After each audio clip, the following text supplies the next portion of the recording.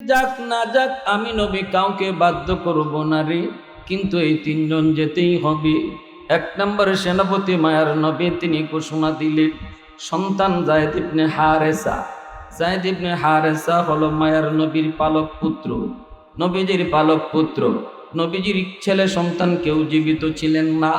অল্প বয়সে আল্লাহ সবাইকে নিয়ে গেলেন। নবীজির একজন পালক পুত্র যার নাম ছিল যায়েদ ইবনে হারেসা। নবীজি এত মায়া করতেন, এত আদর করতেন। আম্মা জান আয়েশা সিদ্দিকা রাদিয়াল্লাহু তাআলা আনহা বলেন, নবীজি যখনই যায়েদের আওয়াজ শুনতেন ঘরের ভিতর থেকে দৌড় দিয়া আমার জায়েদ কইয়া বের হয়ে যেতে। এই যুদ্ধে মায়ার নবী প্রথম সেনাপতি বানাইলেন সন্তানকে।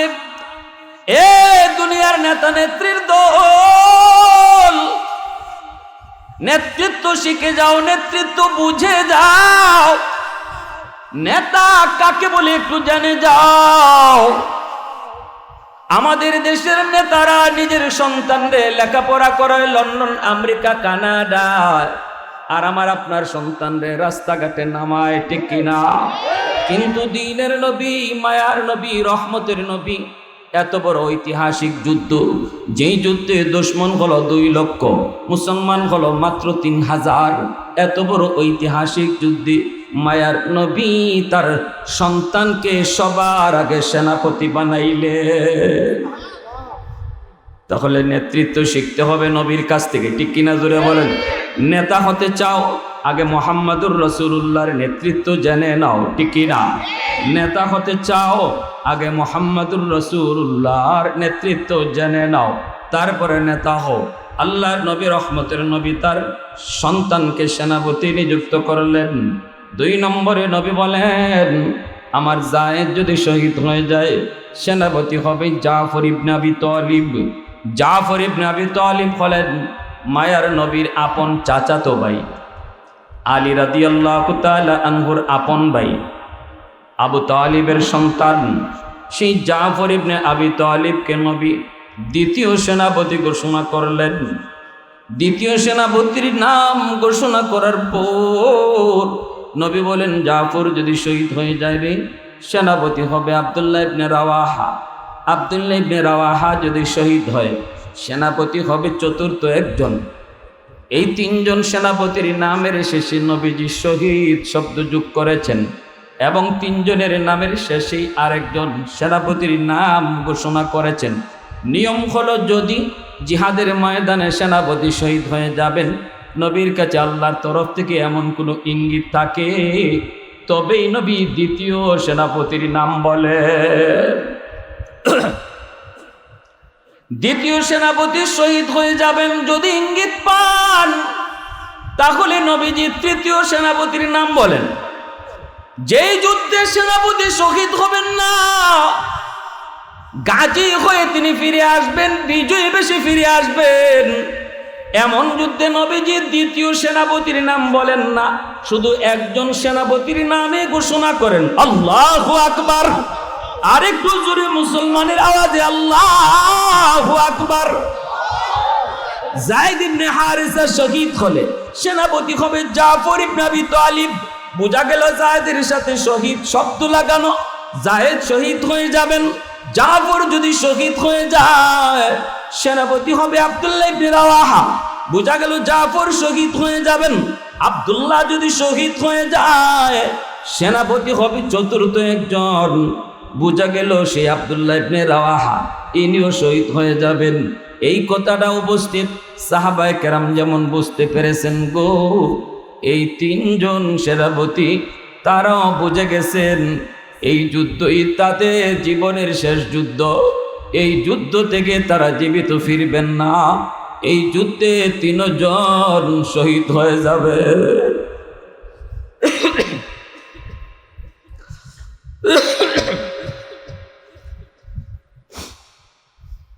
আল্লাহ,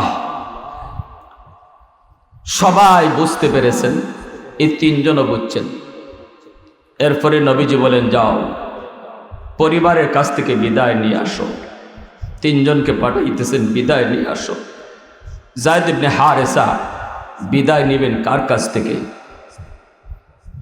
মদিনায় তার আপন বলতে কেউ নাই, শুধু মায়ার নবী।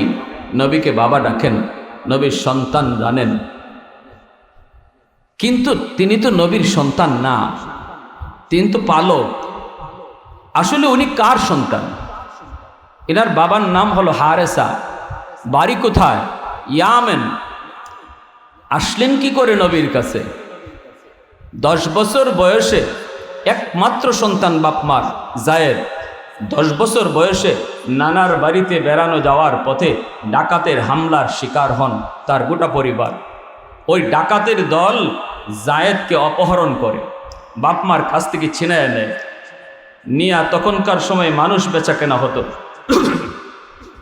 ওই ডাকাতরা তাদের কাছে কিছুদিন রাখে, অমানবিক নির্যাতন করে জায়েদের উপর। ছোট্ট বালক, 10 বছরের বালক, অমানসিক নির্যাতন। তারপরে মক্কার প্রসিদ্ধ বাজার উকাজ, এই উকাজ নামক বাজারে নিয়ে উঠায় বিক্রি করার জন্য। আম্মাজান খাদিজাতুল কুবরা রাদিয়াল্লাহু তাআলা আনহা, মক্কার ধনী মহিলাদের একজন, সম্ভ্রান্ত বংশের একজন নারী, বড় ব্যবসায়ী, তিনি বাজারে আসছেন, উকাজ নামক বাজারে। আর জায়েদকে দেখে ওনার মায়া লাগছে, ডাকাতের দল যা চাইছে তা দিয়েই উনি জায়েদকে কিনে আনলেন। কথাটা বুঝে আসছে? আমার ভাইয়েরা, বন্ধুরা, যুবক, যেই মাত্র জায়েদ ইবনে হারেসা আম্মাজানের কাছে আসলেন, আসার পর এইবার তিনি মায়া পাইতে লাগলেন। এতদিন পর্যন্ত জায়েদ তিনি জানতেন না মানুষের দিলের ভিতরে কোনো মায়া আছে, মানুষের দিলের ভিতরে কোনো মমতা আছে। তিনি মনে করতেন মানুষ হায়ওয়ানের চেয়েও নিকৃষ্ট, মানুষ জানোয়ারের চেয়েও বেশি ভয়ঙ্কর, মানুষ অত্যন্ত হিংস্র। ডাকাতের কাছে থাকতে ওনার ধারণা নিয়েছিল এমন, মানুষ দেখলে জায়েদ তিনি ভয় পাইতেন, মনে করতেন মানুষ হায়ওয়ানের চেয়েও খারাপ, বাঘ ভাল্লুকের চেয়েও মানুষ বড় খারাপ। কিন্তু আম্মাজানের কাছে আসার পর তার ধারণা আস্তে আস্তে পাল্টে গেল। এক পর্যায়ে তিনি ওনার কাছেই বড় হতেছেন। আম্মাজান খাদিজাতুল কুবরা রাদিয়াল্লাহু তাআলা আনহার গোলাম জায়েদ বড় হইতেছেন, লালিত পালিত হইতেছেন। এক সময় নবীজির সাথে আম্মাজানের বিয়ে হয়। বিয়ে হওয়ার পর আম্মাজান এই জায়েদকে নবীর কাছে হাদিয়া দিয়া দিলেন। এখন আর জায়েদ আম্মাজানের গোলাম না, মক্কার মানুষেরা জানে জায়েদ হলো মুহাম্মদের গোলাম। নবীজির কাছে আসার পর জায়েদ এইবার বুঝলেন মানুষ শুধু মানুষ না, মানুষের কাছে ফেরেশতাদের চেয়েও ভালো গুণ রয়েছে। আল্লাহু আকবার। ডাকাতের হাতে থাকতে মনে করতেন মানুষ জানোয়ারের চেয়েও খারাপ। আম্মাজানের কাছে আসার পর তিনি মনে করলেন না মানুষের কাছে দয়া আছে, মায়া আছে। কিন্তু মায়ার নবীর কাছে আসার পর তিনি মনে করলেন মানুষ শুধু মানুষ না, মানুষের কাছে ফেরেশতার চেয়েও ভালো গুণ রয়েছে। এইভাবে নবীজির মায়া মহব্বত পেয়ে পেয়ে জায়েদ ইবনে হারেসা তিনি বড় হইতেছেন। এইদিকে ইয়ামিনী তার বাবা, তার মা, একমাত্র সন্তান হারানোর বেদনায় বাবা পাগলের মতো দেশ দেশান্তরে ঘুরে, মা রাস্তায় রাস্তায় জায়েদ করে কান্দে। কারণ যেই বাপ মার সন্তান হারানো যায়, ওই বাপ মা বুঝে সন্তান হারানোর ব্যথা কত কষ্টের। সন্তান মরে যাওয়া এত কষ্টের নয়, হারায় যাওয়া যত কষ্টের। ঠিক কিনা জুড়ে বলে? কোথায়, কোন অবস্থায়, কার কাছে আমার সন্তান?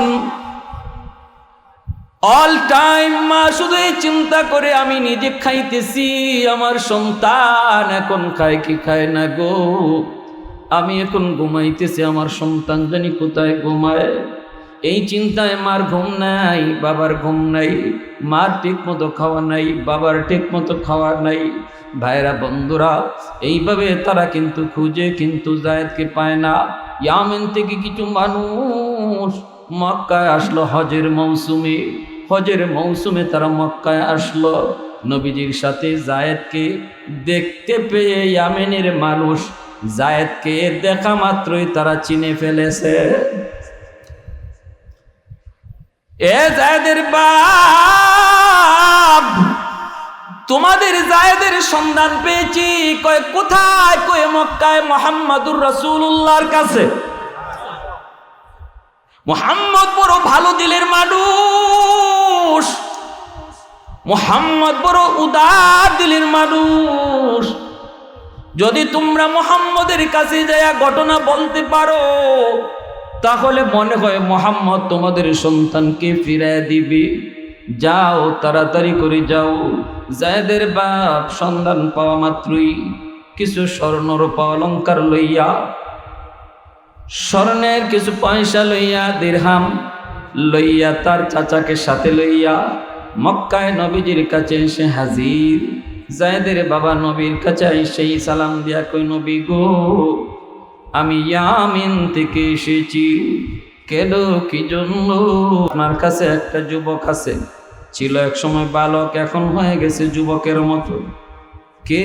কি তার নাম? কয় জায়েদ। নবী বলেন, হ তো জায়েদ তো আমার গোলাম। কি হয়েছে এবার বলো। এই কথা বলতেই জায়েদের বাপ কই, ইয়া রাসূলুল্লাহ, জায়েদের বাপ হলাম আমি গো নবী। আমার বাড়ি হলো ইয়াবিন। আজ থেকে 10 বছর আগে আমার সন্তান ডাকাতের হাতে অপহরণ হয়েছে।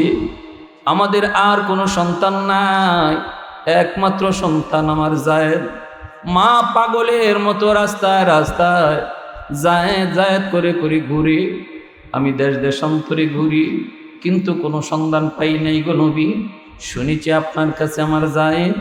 ইয়া রাসূলুল্লাহ, পয়সা যা লাগে আমি দিতে রাজি, তবু আমার সন্তানকে আমার কুলি ফিরাইয়া দেন।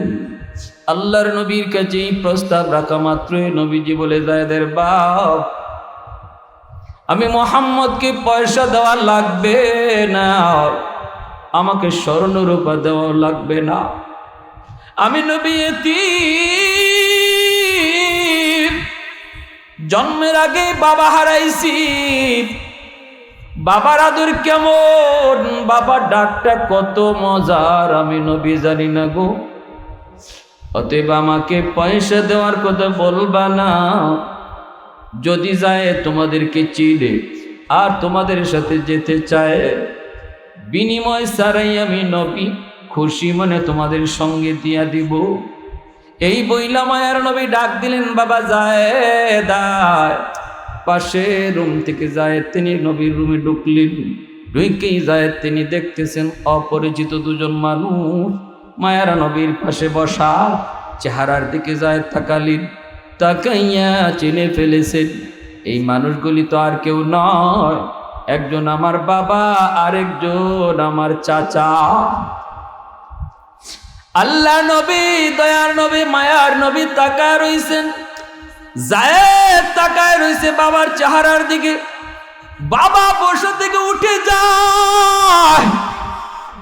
দীর্ঘদিন পর হারানো সন্তান পাইলে বাপ মার যে হালত হয়, সন্তানকে দেখা মাত্রই জায়েদের বাপ দৌড় দিয়া জায়েদের বুক জড়ায়া, গলা জড়া কান্না শুরু করে দেয়। বাবা কই ছিলি? এতদিন কোথায় ছিলি রে বাবা? তোমার মা পাগল। জায়েদ জায়েদ করে করে রাস্তায় রাস্তায় ঘুরে, মানুষ তারে পাগল নি কয়ে কয়ে ঢিল মারি। এ বাবা জায়েদ কই ছিলি রে বাবা এতদিন? এইবার দিনের নবী, মায়ার নবী, নবীজি নরম দিলের নবী। সাথে সাথে নবীজির চোখ দিয়ে দর দর করে পানি পড়ে। কারণ কারো চোখে পানি দেখলে আমার নবীর চোখ দিয়ে অটোমেটিক পানি চলে আসতো। নবীজি মানুষের দুঃখে নিজেও দুঃখী হতেন। নবীজি এইবার ডাক দিয়ে বলতেছে, জায়েদ রে, ও জায়েদ, তুমি চিনছো নাকি? জায়েদ তখন বলতেছে, নবী গো, আমি চিনে ফেলেছি। ইনি হলেন আমার বাবা, আর ইনি হলেন আমার চাচা। আল্লাহর নবী, দয়ার নবী, মায়ার নবী দৃশ্য দেখার পর নবী বলেন, জায়েদ, তোমার বাবা, তোমার মা তোমাকে খুঁজে খুঁজে পাগল পারা, সন্ধান পেয়েছে তুমি আমার কাছে, টাকা পয়সা স্বর্ণরূপা নিয়ে আসছে। কিন্তু বাবা, আমি কোনো স্বর্ণরূপা নিব না, তুমি যদি তোমার বাপ মার কাছে ফেরত যেতে চাও রে বাবা, আমি তোমাকে খুশি মনে বিদায় দিব। তুমি বাপ মার কাছে যেতে চাইলে যেতে পারো। আর যদি আমি নবীর কাছে থাকতে চাও, আমি তোমাকে আমার নিজের বুকে সারা জীবন আগলায় রাখব। অপশন কয়টা? আর একটু জোরে বলেন কয়টা? জোরে বলেন কয়টা? অপশন কার উপরে? জায়েদের উপরে।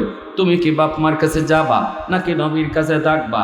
বাপ মার কাছে যেতে চাইলে তুমি যেতে পারো, তোমাকে আমি আটকাবো না। আর যদি আমি নবীর কাছে থাকতে চাও, তোমাকে আমি আমার বুকে আগলায় রাখবো। এই প্রস্তাবটা দেওয়ার পর বাবা চাচা মনের ভিতরে বড় আশা নিয়ে বসা। সন্তান বলবে, হারানো সন্তান বাপ মা পাইছে, আবার কি দেরি করবে নাকি? বলবে আমি আমার বাবার কাছে যেতে চাই, মায়ের কাছে যেতে চাই, এটাই তো স্বাভাবিক। নবীজি প্রস্তাব দেওয়ার পর বাবার ভিতরে মনে অনেক বড় আশা, আমার সন্তান আমার কাছে চলে আসবে। কিন্তু এই প্রস্তাব দেওয়া মাত্রই যায়েদ একবার বাবার চেহারার দিকে তাকায়, আরেকবার আমার দয়ার নবীর চেহারার দিকে তাকায়। একবার বাবার চেহারার দিকে তাকায়, আরেকবার নবীজির চেহারার দিকে তাকায়।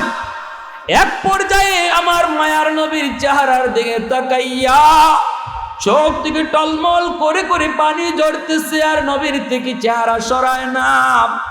নবীর চেহারার দিকে তার চোখ যে লাগাইছে, চোখ সরায় না। জবাব দে নবী গো, ওগো নবীজি, আমি মানুষের ভিতরে এত দয়া এত মায়া আগে জানতাম না। ওগো নবীজি, আমি আজকে দীর্ঘদিন আপনার কাছে থাকা অবস্থায় আমি বাবার আদর মায়ের আদর দুটোটা আদর আমি আপনার কাছে পাইছি গো নবী। আমি সিদ্ধান্ত নিয়েছি মরণ পর্যন্ত আমি আপনার কদম জড়ায় থাকব। একটু জোরে বলুন সুবহানাল্লাহ, আর একটু জোরে সুবহানাল্লাহ। বাবা অবাক হয়ে গেল, চাচা অবাক হয়ে গেল। কয় কি জায়েদ, কয় কি? আল্লাহ নবী খুশি হইয়া, নবীজির মনের ভিতরেও ছিল এই আশা। নবীজি দৌড় দিয়া জায়েদকে বুকে জড়ায় নিলেন, ঘর থেকে বের হয়ে গেলেন। এক দৌড়ে মসজিদে নববী পার হইয়া সাফা পাহাড়ের উপরে জায়েদকে নিয়ে উঠলেন। ওইটা নবীজি এলান করেন খুশিতে, ও মক্কার মানুষের শুনো, এতদিন পর্যন্ত তোমরা জানতা জায়েদ মুহাম্মদের গোলাম, আজ তোমরা সবাই জেনে নাও, আমি মুহাম্মদ তোমাদেরকে এলান করে জানায় দিলাম, জায়েদ আজকে থেকে মুহাম্মদের গোলাম নয়, জায়েদ হলো স্বাধীন। শুধু তাই নয়, আজ থেকে জায়েদের পরিচয় হলো জায়েদ মুহাম্মদের সন্তান। আরেকটু জোরে সুবহানাল্লাহ। उल्फत में तेरी वैसी ने दंदान को तोरा, उल्फत में तेरी वैसी ने दंदान को तोरा, बो बकर उमर नक्श कदम तेरा न छूरा, बो बकर उमर नक्श कदम तेरा न छोरा, ऐ वो शाक नबी वाक़ी असरार मदीना, सुल्तान का सुल्तान है सुल्तान मदीना, सुल्तान का सुल्तान है सुल्तान मदीना, सरकार का सरकार है सरकार मदीना, गुलजार का गुलजार है गुलजार मदीना, गुलजार का गुलजार है गुलजार मदीना, ऐ खत्म रसूल फख्र उमम शाह मदीना, ऐ खत्म रसूल फख्र उमम शाह मदीना, दिखला दे मुझे मंजर गुलजार मदीना, दिखला दे मुझे मंजर गुलजार मदीना, ऐ गुलजार मदीना गुलजार मदीना, गुलजार का गुलजार है गुलजार मदीना, সুলতান কা সুলতান হে সুলতান মদিনা। একটু জোরে সুরে বলি আল্লাহু আকবার, আর একটু জোরে বলি আল্লাহু আকবার। ভাইরা বন্ধুরা, এবার একটু মনোযোগ দিয়ে শুনুন। এই থেকে যায়েদ ইবনে হারেসা নবীজির পালক পুত্র।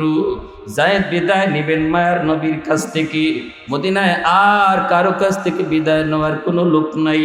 আরেকজন আছে যায়েদের সন্তান, নাম হলো উসামা। উসামার বয়স তখন 10 বছর।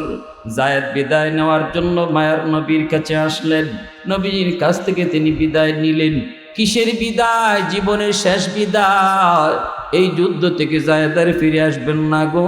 সন্তানের কাছে গেলেন, উসামার কাছে। এ বাবা উসামা, বাবা যুদ্ধে যাইতেছি, জানি না ফিরে আসবো কি আসবো না।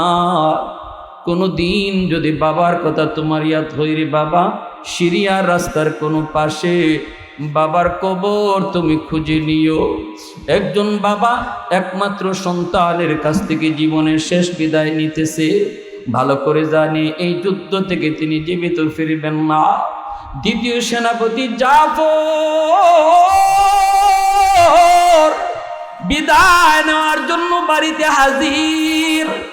আইসে দেখেন বিবি কোরআন তিলাওয়াত করেন, আর 2টা অবুঝ বাচ্চা, 4 বছরের আর 6 বছরের মুহাম্মদ আর আব্দুল্লাহ মায়ের পাশে বসে বসে কোরআন তেলাওয়াত শুনতেছে। মা কোরআন তেলাওয়াত করতেছে, 2টা অবুঝ বাচ্চা কোরআন তেলাওয়াত শুনতেছে। ওই অবস্থায় জাফর তিনি আসলেন, জীবনের শেষ বিদায় নিবেন, যুদ্ধে যাবেন আর ফিরবেন না। আইসেই তিনি ডাক দিয়ে বলেন, বিবি একটু সময়ের জন্য কোরআন তেলাওয়াত তুমি বন্ধ করো, আমার কিছু কথা তুমি মনোযোগ দিয়ে শোনো। বিবিকে কোরআন তেলাওয়াত বন্ধ করায় জাফর তিনি বিবিকে ডাক দিয়ে কই গো বিবি, আল্লাহর নবী আজকের যুদ্ধের 2য় সেনাপতি ঘোষণা করেছেন আমাকে, আমি যুদ্ধে যাইতেছি গো বিবি। ও বিবি বিদায় দাও, জানি না এই যুদ্ধ থেকে জীবিত ফিরবো কি না। ভালো করে ওনার এতেন হয়ে গেছে ফিরবে না, কিন্তু বিবিকে বলে না জীবনের শেষ বিদায়, বলে না। 2টা অবুঝ বাচ্চা বাবাকে জড়ায় ধরছে। 4 বছর 6 বছরের 2টা অবুঝ বাচ্চা বাবাকে জড়ায় ধরছে, কিন্তু জাফর কিছু বলেন না। বিদায় নেওয়ার জন্য তিনি বিবির কাছে বিদায় চান, কিন্তু বিবি বলতেছে, স্বামী গো যুদ্ধে যাবেন আমার কোনো আপত্তি নাই, আল্লাহর নবী আপনাকে অনুমতি দিয়েছেন, কিন্তু শুনেছি নবীর পবিত্র জবানে যুদ্ধে যাবার আগে দোয়া করলে আল্লাহ দোয়া কবুল করে। ওগো স্বামী, আমি একটু মোনাজাত করার জন্য হাত উঠাবো, আর আপনি আমার সাথে আমিন আমিন বলবে। ঘরে যদি বিবি হাত উঠায়, স্বামী যদি আমিন কয়, স্বামী যদি হাত উঠায়, বিবি যদি আমিন কয়, আল্লাহ পাক ওই ঘরের ভিতরে রহমত নাজিল করে, বরকত নাজিল করে। স্বামী যদি নামাজে উঠার সময় নিজে উঠে এরপরে বিবির উঠায়, নবী বলেন যে এই ঘরে স্বামী আগে উঠে বিবিকে পরে ঘুম থেকে জাগায়, অথবা বিবি আগে উঠে এরপরে স্বামীর ঘুম থেকে জাগায়, এই ঘরের মধ্যে স্বামী স্ত্রীর উপরে আল্লাহর রহমত নাজিল হয়। যেরকম সুবহানাল্লাহ। মুসলমানের ঘর তুমি কেমনে সাজাবারে যুবক, কেমন করে তুমি তোমার ঘর সাজাবা একটু খেয়াল করে শুনো। আমরা তো আজকে আমাদের ঘর টেলিভিশন আর টিভির পর্দার দ্বারা ঘর সাজাই, কিন্তু যায় নামাজের মুসল্লা দ্বারা কয়জনে আমার ঘরটারে সুন্দর করে সাজাই। আজকে আমি তো আমার ঘর বিভিন্ন ওয়াইফাই লাইন আর মোবাইলের লাইন দ্বারা সাজাই, কিন্তু না না না কোরআনের কপি দ্বারা আমরা কয়জন নিজের ঘরকে সাজাই। ভাইয়ারা বন্ধুরা, বিবি যখন হাত উঠাবে স্বামীও তখন হাত উঠাবে। বিবি 1 নম্বর দোয়াটাই করছে, মালিক শুনেছি আজকের যুদ্ধে বেঈমান 2 লক্ষ, মুসলমান মাত্র 3000, কিন্তু মালিক মুসলমান কখনো সৈন্য বলের উপরে যুদ্ধ করে না, অস্ত্র বলের উপরও যুদ্ধ করে না, যুদ্ধ করে তোমার গায়বী মদদের উপর। ও মালিক, আমি 1 নম্বর দোয়াই করলাম আজকের যুদ্ধে তুমি মুসলমানদেরকে বিজয় দান করো। স্বামী বলে না আমিন, কবুল। আল্লাহু আকবার। যেরকম জিহাদে যাবার আগে মুজাহিদ যে দোয়া করে আল্লাহ কবুল করে নেয়। 2 নম্বর দোয়া করেছে, মালিক আজকের যুদ্ধে মুসলমানদের মনোবল সাহস তুমি বাড়ায় দিও। জাফর ইবনে আবি তালিব কয় আমিন, আল্লাহ তুমি কবুল করো। 3 নম্বর দোয়া করেছে। 3 নম্বর দোয়াটা একটু মনোযোগ দিয়ে শুনুন। 3 নম্বর দোয়া করেছে, মালিক আমার 2টা অবুঝ বাচ্চা, আল্লাহ এখনো কিছু বুঝে না, এখনো কিছু বুঝে না, অবুঝ নিষ্পাপ। আল্লাহ আমার 2টা অবুঝ বাচ্চার চেহারার দিকে তাকাইয়া আমার স্বামীরে তুমি বিজয়ী কইরা জিন্দা তুমি ফেরত দিয়ে দিও। আল্লাহ তুমি আবার স্বামীরে গাজী বানাইয়া আমার সন্তানের কাছে তুমি ফিরাইয়া দিও গো মালিক। যে এই দোয়াটা করছি বিবি, সাথে সাথে জাফর ইবনে আবি তালিব তলোয়ারের বাট দিয়া বিবির হাতটারে আস্তে করে নিচে নামাইয়া দিছে। আমিন কয় নাই, আমিন কয় নাই, আমিন কয় নাই, না কয়ে তলোয়ার দিয়া হাতটা নিচে নামাইয়া দেয়া কয় বিবি চাইছিলাম আমি বলবো না, কিন্তু বলতে তুমি বাধ্য করেছো। তোমার 3টা দোয়ার প্রথম 2টা আল্লাহর দরবারে কবুল হবে, 3 নম্বর দোয়াটা কবুল হবে না। কারণ মায়ার নবী, দয়ার নবী, আমার পরে আরেকজন সেনাপতির নাম নবী ঘোষণা করেছেন গো বিবি। আর যে যুদ্ধে আমার নবী পরের সেনাপতির নাম বলে ফেলেন, এর দ্বারা বোঝা যায় আগের সেনাপতি শহীদ হয়ে যাবে। নবীজি আমার পরে আরেকজন সেনাপতির নাম ঘোষণা করেছেন এবং আমার নামের শেষে নবীজি শহীদ শব্দ যুক্ত করেছেন। অতএব বিবি গো, এই যুদ্ধ থেকে আমি জীবিত ফিরব না গো, এই যুদ্ধই হবে আমার জীবনের শেষ যুদ্ধ। আমাকে বিদায় দাও, জীবনের শেষ বিদায়টা তুমি দাও। কাল কিয়ামতের ময়দানে আল্লাহর তৈরি জান্নাতে তোমার সাথে দেখা হবে। 2টা বাচ্চা বাবাকে জড়ায় ধরে কান্দে। বাবার সামনে ঈদের সিজন, বন্ধুদের জন্য তাদের বাবা ঈদের জামা কাপড় কিনে আনছে। তুমি কি আমাদের ঈদের কাপড় কিনে দিবা না? জাফর চোখের পানি মুছেন আর বাচ্চাগুলির মাথায় হাত বলে আদর করেন, কোনো জবাব দিতে পারেন না। আল্লাহর কাছে কান্দে আর কই মালিক আমার অবুঝ 2টা বাচ্চার কোনো জবাব আমি দিতে পারলাম না, আমার কাছে সান্ত্বনার কোনো ভাষাও নাই গো মালিক, তুমি তাদেরকে সান্ত্বনা দিও। এই বইলা বাচ্চাগুলির কপালে চুমু দিয়া একজন বাবা সন্তানকে জীবনের শেষ আদরটা দিয়া ঘর থেকে বের হয়ে যাইতেছে। এই যাওয়াই তার জীবনের শেষ যাওয়া, আর কোনোদিন সন্তানের কাছে ফিরবেন না। এটা জানার পরেও তিনি জিহাদের উদ্দেশ্যে রওনা দিয়েছেন। কারণ জিহাদ হলো ইসলামের অবিচ্ছেদ্য একটা অংশ, জিহাদ হলো ইমানের সাথে সম্পর্ক। আওয়াজ দিয়া বলেন ঠিক কিনা? আল জিহাদ মুখতাসারুত তারিকিন ইলাল জান্নাহ। মায়ার নবী, দয়ার নবী বলেন জান্নাতে যাওয়ার সহজ পথ, জান্নাতে যাওয়ার সহজ পথ শুধু একটাই, আর জান্নাতে যাওয়ার পথ হলো বিশ্ব রোড। বিশ্ব রোড দিয়ে জান্নাতে যাওয়া লাগবে। এই রোডের ভিতরে অনেক চেকপোস্ট আছে, কখনো পুলিশের চেকপোস্ট নামাজের, কখনো পুলিশের চেকপোস্ট রোজার, কখনো পুলিশের চেকপোস্ট হালাল হারামের, কখনো পুলিশের চেকপোস্ট পর্দার, কখনো পুলিশের চেকপোস্ট। এইরকম ভাবে তোমার জীবনের হজ, এই চেকপোস্টগুলো পার হয়ে তোমাকে জান্নাতে যাওয়া লাগবে। কিন্তু নবীজি বলেন জান্নাতে যাওয়ার একটাই রাস্তা আছে, শুধু বাইপাস। এই বাইপাস রাস্তা দিয়ে যদি কেউ জান্নাতে যেতে চায়, পুলিশ তারে পাবে না, নামাজের চেকপোস্ট পাবে না, রোজার চেকপোস্ট পাবে না, হালাল হারামের চেকপোস্ট পাবে না, শুধুমাত্র একটা ইল্লাদ্দাইন, ঋণ যদি তাকে এই ঋণের পোস্টটা শুধু খাড়া থাকবে। আর তার জীবনের কোনো চেকপোস্ট এই জীবনে এই রাস্তায় পাবে না। এই রাস্তাটা দিয়ে একজন মানুষ বাইপাস সহজে জান্নাতে যেতে পারে, সেই রাস্তাটার নাম হলো জিহাদ। सैयद कौनैन तेरी जान सारों को सलाम, सैयद कौनैन तेरी जान सारों को सलाम, यानी गिरदौन नबूवत के सितारों को सलाम, यानी गिरदौन नबूवत के सितारों को सलाम, उन्हें जाजी गाजियों को शाहसवारों को सलाम। उन हिजाजी गाजियों को शख्सवारों को सलाम, यानी गिरदौन नबुवत के सितारों को सलाम। একটু মহব্বতের সাথে সবাই বলেন আল্লাহু আকবার। মুসলমানের আওয়াজে বলেন আল্লাহু আকবার।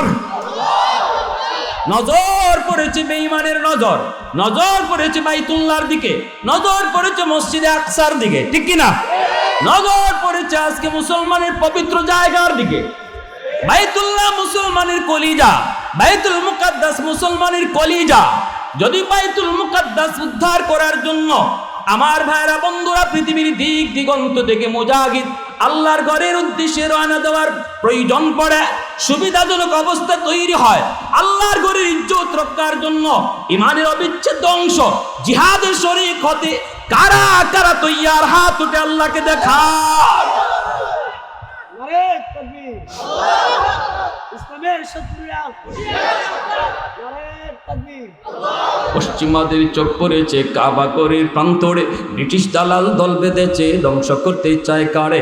পশ্চিমাদের চোখ পড়েছে কাবা ঘরের প্রান্তরে, ব্রিটিশ দালাল দল বেঁধেছে ধ্বংস করতে চায় কারে। আল্লাহ পাকের ঘর তোর সাহস থাকলে ধর, ঠিক কি না? আল্লাহ পাকের ঘর তোর সাহস থাকলে ধর, দু জাহানের মালিক যিনি পবিত্র কাবা। ওই আরবের দিন বাঁচাতে সত্য ন্যায়ের মুক্তি চাই, মুহাম্মাদের বাহিনী আজ আসলে তোদের রক্ষা নাই। ওই আরবের দিন বাঁচাতে সত্য ন্যায়ের মুক্তি চাই, মুহাম্মাদের বাহিনী আজ আসলে তোদের রক্ষা নাই। মুহাম্মাদুর রাসূলুল্লাহর বাহিনী আসেনি, হাত উঠে বলো আসেনি। পশ্চিমাদের চোখ পড়েছে কাবা ঘরের প্রান্তরে, ব্রিটিশ দালাল দল বেঁধেছে ধ্বংস করতে চায় কারে। পশ্চিমাদের চোখ পড়েছে কাবা ঘরের প্রান্তরে, ব্রিটিশ দালাল দল বেঁধেছে ধ্বংস করতে চায় কারে। আল্লাহ পাকের ঘর তোর সাহস থাকলে ধর, দু জাহানের মালিক যিনি পবিত্র কাবা, ঠিক কি না? ওই আরবের দিন বাঁচাতে সত্য ন্যায়ের মুক্তি চাই, মুহাম্মাদের বাহিনী আজ আসলে তোদের রক্ষা নাই। ওই আরবের দিন বাঁচাতে সত্য ন্যায়ের মুক্তি চাই, মুহাম্মাদের বাহিনী আজ আসলে তোদের রক্ষা নাই। মুহাম্মাদুর রাসূলুল্লাহর বাহিনী কারা কারা? হাত উঠে আল্লাহকে দেখাও। আল্লাহ তুমি কবুল করো, জোরে বলি আল্লাহু আকবার। এতগুলা মানুষের আওয়াজ হয় না, আরো জোরে কাঁপায়া তুলো, কাঁপায়া আল্লাহু আকবার। জাফর ইবনে আবি তালিব জিহাদের ময়দানের দিকে রওনা। 3 নম্বর সেনাপতি আব্দুল্লাহ ইবনে রাওয়াহা, মাত্র তিনি বিয়ে করেছেন, এখনো নতুন বিবির চেহারা দেখেন নাই। বিয়ের আসরের মধ্যেই খবর পেয়েছেন, আল্লাহ নবী মদিনার মসজিদ থেকে আব্দুল্লাহকে ডাকেন। আব্দুল্লাহ ইবনে রাওয়াহা বিবাহের আসর থেকে মায়ার নবীর ডাক পেয়ে মসজিদে নববীতে হাজির। বিয়ের আসরের ভিতরে মানুষ নতুন বিবির চেহারাটা পর্যন্ত আব্দুল্লাহ ইবনে রাওয়াহা দেখতে পান নাই, সুযোগ তৈরি হয় নাই। মসজিদে নববীর ভিতরে যায় তিনি বসে শোনেন মায়ার নবী বলতেছেন, আজকের মুতার যুদ্ধের 3 নম্বর সেনাপতি আমার আব্দুল্লাহ ইবনে রাওয়াহা। আল্লাহু আকবার। 3 নম্বর সেনাপতি আমার আব্দুল্লাহ, পিছন থেকে নবদুলা মাত্র বিয়ে করে এসেছেন, এখনো নতুন বিবির চেহারা দেখেন নাই। উপস্থিত মুজাহিদদের ভিতর থেকে হাত উঠে দাঁড়া বলে, ইয়া রাসূলুল্লাহ লাব্বাইক লাব্বাইক লাব্বাইক, আমি জিহাদের জন্য প্রস্তুত। আল্লাহু আকবার। মায়া নবী বলে, যাও বিদায় নিয়ে আসো। আব্দুল্লাহ ইবনে রাওয়াহা চলে গেলেন বিবির কাছ থেকে বিদায় আনার জন্য। নতুন বিবিকে দেখেন নাই, নতুন বিবিও তাকে দেখেন নাই, চলে গেলেন বিবির কাছ থেকে বিদায় আনতে। এইদিকে বাইরে যুদ্ধের পোশাক পরা আব্দুল্লাহ ইবনে রাওয়াহা, যুদ্ধের পোশাক পরে ঘোড়ার পিঠ থেকে আওয়াজ দিয়া ডাক দেয়া বলতেছে ঘরের পাশে গিয়া, বিবি গো আমাকে বিদায় দাও, বিদায় দাও, হয়তো এই যুদ্ধ থেকে আমি আর কোনোদিন ফিরে আসবো না। আজকের যুদ্ধ ইসলামের ঐতিহাসিক যুদ্ধ, দুশ্মন হলো 2 লক্ষ আর আমরা মাত্র 3000। এই যুদ্ধের তৃতীয় সেনাপতি হলো তোমার স্বামী আব্দুল্লাহ ইবনে রাওয়াহা। আমি তোমার হক আদায় করতে পারি নাই গো বিবি, আমি তোমার হক আদায় করতে পারি নাই। এই কথা বলতে অন্তরের ভিতর থেকে নতুন বিবি ডাক দেয়া কই, স্বামী একটা বাড়ির জন্য শুধু আপনি অন্তরের ভিতরে ঢুকেন, আমি আপনার চেহারাটা শুধু এক নজর দেখবো চিনে রাখার জন্য, যেন কিয়ামতের ময়দানে আমার স্বামীকে দেখলে আমি চিনতে পারি। আব্দুল্লাহ ইবনে রাওয়াহা ঘোড়ার পিঠ থেকে কই, না গো বিবি না, আমি ঘরে ঢুকে আমি তোমাকে দেখতে পারবো না। আমি শুনেছি তুমি আরবের বড় সুন্দরী নারী, তোমার মায়াবী চেহারা যদি আমার চোখে পড়ে, যুদ্ধের ময়দানে হয়তোবা তোমার চেহারা আমার চোখে ভেসে উঠতে পারে, তখন আমার যুদ্ধে করতে অসুবিধা হবে, মায়াবী চেহারাটা দেখা যাবে না, যুদ্ধ করতে যেন আমার অসুবিধা না হয়। কিয়ামতের ময়দানে জান্নাতে আল্লাহ তোমার আমার পরিচয় আল্লাহ নিজে করে দিবে। ওয়ালা তাকিনু ওয়ালা তাহজানু ওয়া আনতুমুল আ'লাউনা ইন কুনতুম মুমিনিন। আল্লাহ বলে, দুশমন যদি হাজারো কোটি গুণ বেশিও হয়, দুশমন যদি অনেক অনেক অত্যাধুনিক অস্ত্র নিয়ে ওর সামনে হাজির হয়, ভয় পেও না, টেনশন করো না, হীনমন্যতায় ভোগো না। আমি আল্লাহ বলতেছি বিজয় তোমাদের হবে, বিজয় তোমাদের হবে। তোমরা খাঁটি মুমিন হয়ে যাও, তোমরা খাঁটি মুমিন হয়ে যাও। হাতটারে মুমিনের হাত বানাও, চোখটারে মুমিনের চোখ বানাও, জবানটারে মুমিনের জবান বানাও, কর্মগুলাকে মুমিনের কর্ম বানাও। হাত উঠাইতে দেরি যেন কবুল হতে দেরি না হয়, জবান দিয়ে চাইতে দেরি কবুল হতে যেন দেরি না হয়। হাতটারে এমন হাত বানাও, জবানটারে এমন জবান বানাও, কর্মগুলিকে নবীর কর্মের মতো বানাও, চেহারাটা নবীর রঙে রঙিন করো, মাথাটা নবীর নমুনায় বানাও। ইহুদিদের রং ছেড়ে দাও, খ্রিস্টানদের রং ছেড়ে দাও, মদিনাওয়ালার রং, মদিনাওয়ালার রং ধরো, মদিনাওয়ালার রং ধরো, মদিনাওয়ালার রং ধরো। কারণ এই রংটার ইহুদিরা বড় ভয় পায়, খ্রিস্টানরা মদিনাওয়ালার রং বড় ভয় পায়। এই রংটা ধইরে তুমি আগাও। আল্লাহ পাক রব্বুল আলামিন কয়, দুশমন কি নিয়ে হাজির হইল এটা তুমি দেখো না, আমি আল্লাহ তোমার সাথে। আমাদের সাথে কে আছেন? আর একটু জোরে আওয়াজ দিয়া বলো, কে? ওয়াকানা হাক্কান আলাইনা নাসরুল মুমিনিন।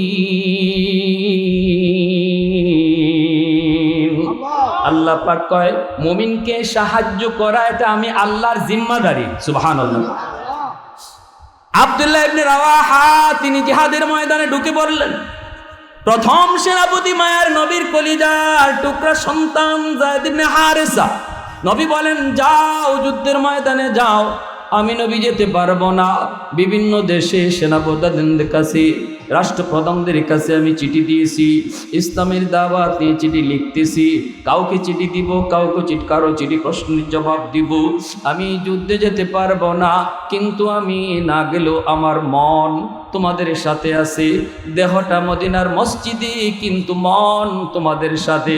আল্লাহর নবী দুর্বল সাহাবায়ে কেরামদেরকে নিয়ে মসজিদে নববীর ভিতরে নবী বসা আছেন। ওই অবস্থায় নবীর মনের চাহাত অনুযায়ী আল্লাহ পাক কয়, জিব্রাইল, আমার বন্ধুর মন তো পড়ে আছে মুতার জমিনে।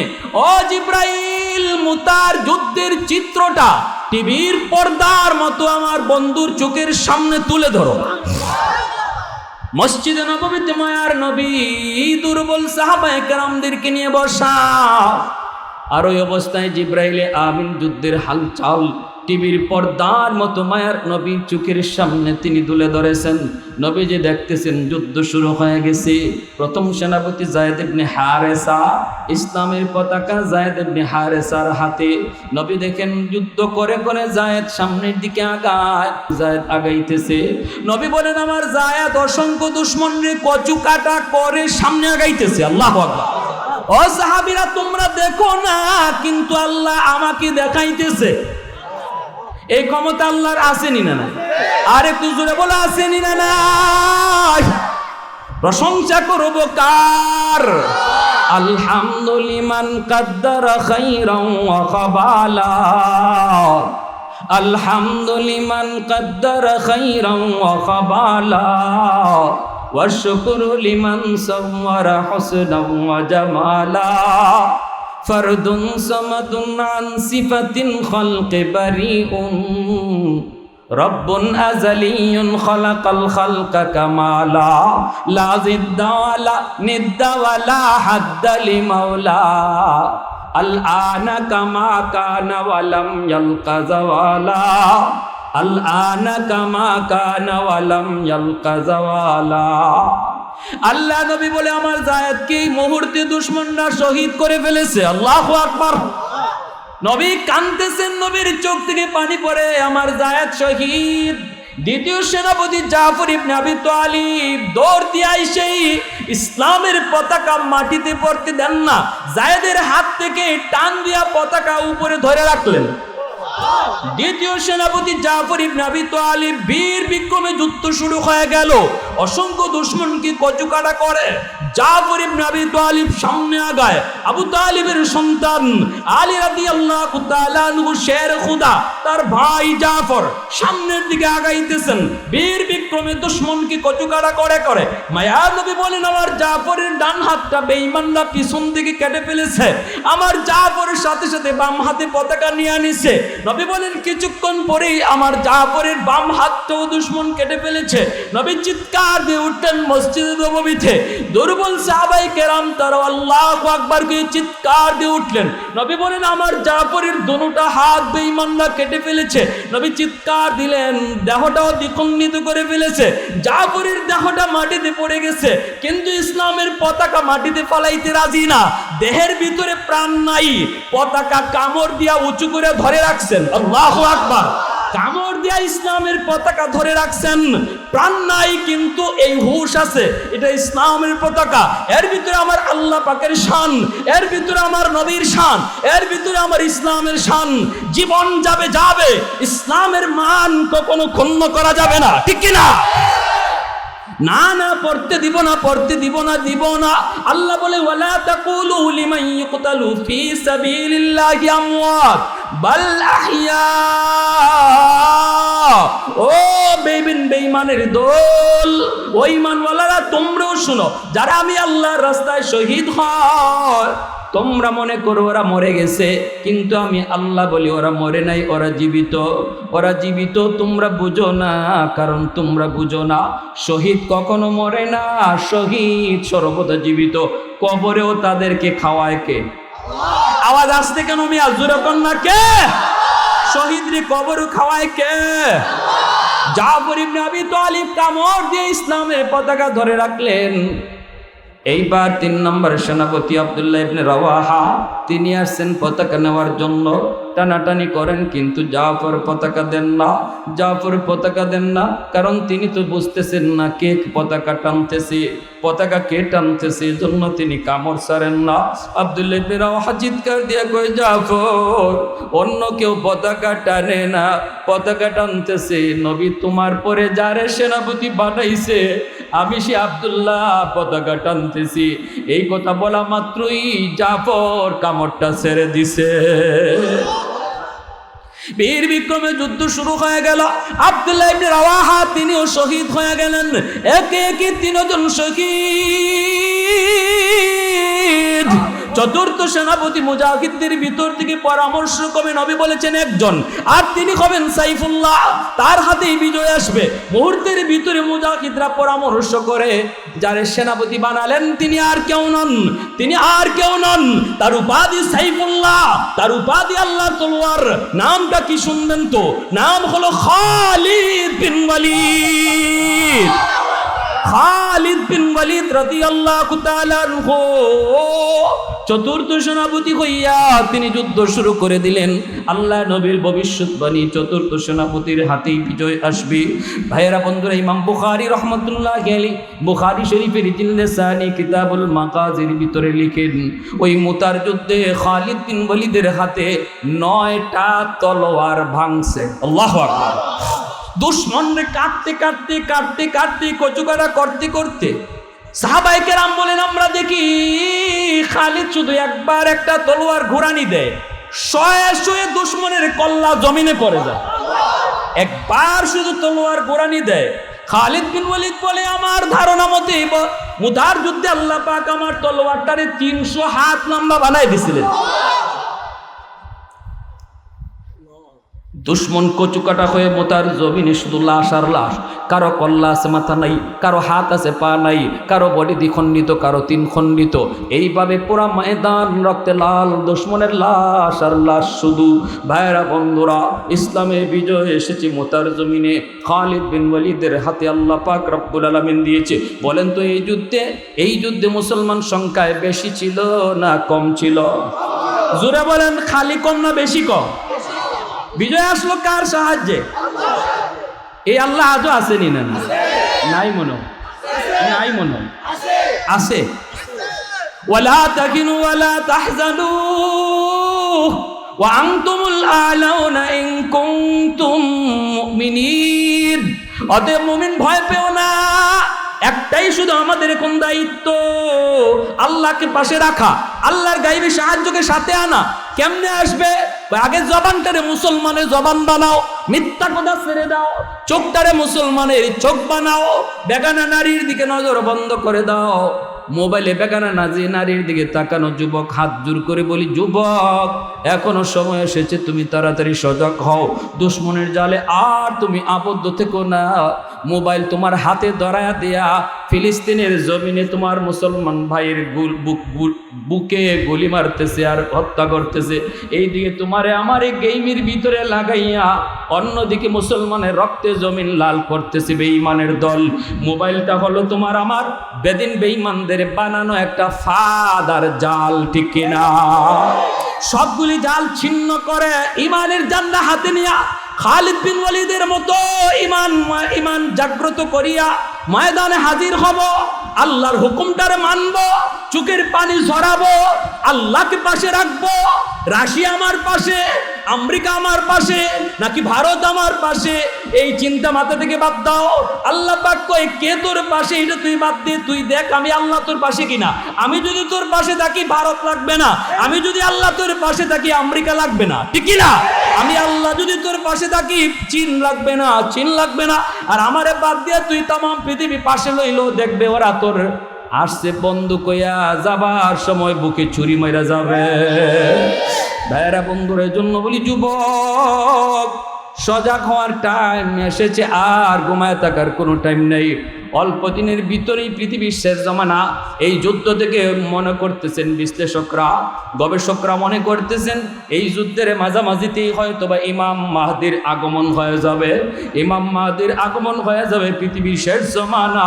ইমাম মাহদি আইসা ডাক দিবে, আর ইমাম মাহদির সেই পতাকার নিচে, ইমাম মাহদির পতাকার নিচে ইসলামের সৈনিক হইয়া মুজাহিদের খাতায় নাম লেখায়া ইমাম মাহদির পতাকার তলে হাজির হওয়ার জন্য এই নোয়াখালী এই বাজার থেকে, বেগমগঞ্জ বাজার থেকে কোন কোন নৌজওয়ান নাম লেখাইতে প্রস্তুত? হাত তুলে আল্লাহরে দেখাও।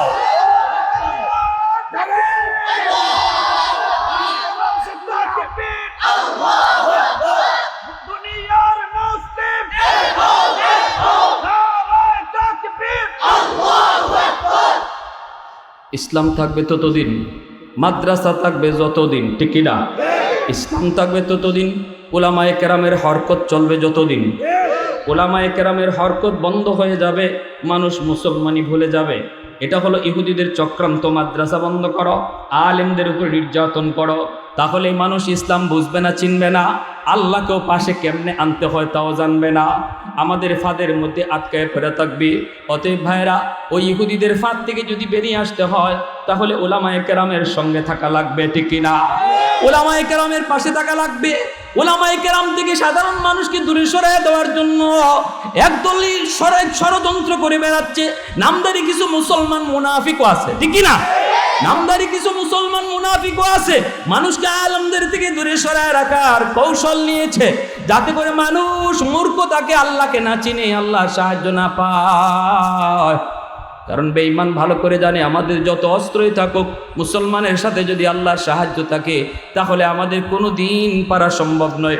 আফগানের জমিন থেকে আমেরিকার মতো পরাশক্তি ভাগছে, জো বাইডেন পাঠাইছে বোমা নিয়া, বিমান থেকে বোমা নিক্ষেপ করে একটা বোমাও আফগানের জমিনে পড়ে না। তিনোটা বিমান চলে গেল। জো বাইডেন কয় কি হয়েছে? পাইলট কয় বোমা ফালায়। কিন্তু আমরা দেখি আফগানের আকাশেই কে যেন অদৃশ্য একটা হাত বাড়াইয়া বোমাগুলি লুপে ফেলে, আর এই বোমাগুলি আবার উল্টা সাগরে নিক্ষেপ করে। আল্লাহু আকবার, জোরে বলেন। আল্লাহর সাহায্য আসেনি না নাই? আসেনি না নাই? আসেনি না নাই? আজও আছে, আজও আছে। তাদের মতো ঈমান বানাও, আলেমদেরকে পাশে রাখো, উলামায়ে কেরামের সাথে চলো, মাদ্রাসাকে কদর করো। যত আলেম উলামা তৈরি হবে তত বেশি আমরা আল্লাহর কাছে যাওয়ার পথ খুঁজে পাবো, আল্লাহকে খুশি করার পথ খুঁজে পাবো। আলেমদের থেকে দূরে যাব, ওদের ষড়যন্ত্রে জালে আবদ্ধ হয়ে মরব, ওরাই কচুকাটা করে মারবে।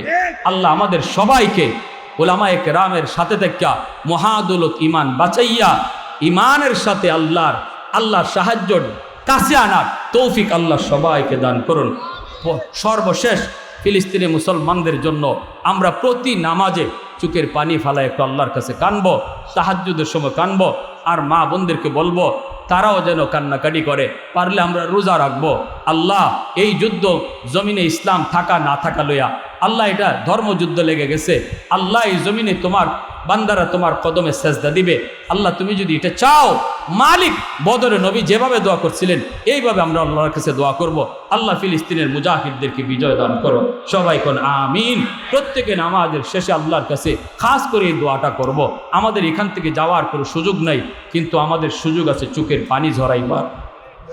আল্লাহ আমাদেরকে অল্প কথাগুলো আমল করার তৌফিক দান করুন। ওয়া আখির দাওয়ানা আনিল হামদুলিল্লাহি রাব্বিল আলামিন। পরিশেষে এই মাদ্রাসাখানার